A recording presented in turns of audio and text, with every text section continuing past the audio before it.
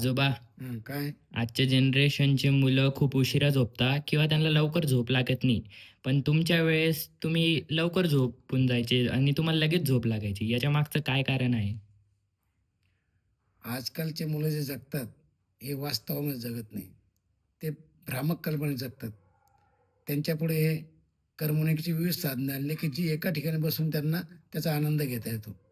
बहुतेक घरामध्ये मोबाईल आले, टीव्ही आल्या, त्यानंतर लाइटिंगची व्यवस्था झाली. त्यामुळे सतत मोबाईलमध्ये रील्स पाहत असतात किंवा टीव्हीमध्ये पाहत असतात. घरात गप्पा मारायला त्यांना वेळ नसतो. त्यानंतर बाहेर खेळायला वेळ नसतो. त्यामुळे त्याचं शरीर थकत नाही. मन फक्त थकतं.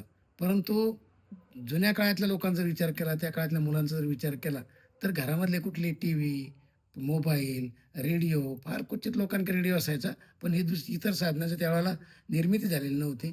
त्यामुळं मुलं सतत सकाळी उठल्यापासून मित्रामध्ये जाणं, मित्राशी गप्पा मारणं, आई गप्पा मारणं, मैदानी खेळ खेळणं, शाळेत पायी जाणं, त्यानंतर आपली इतर जी कामं असायची, ती सर्व कामं त्यांना स्वतः करावं लागत.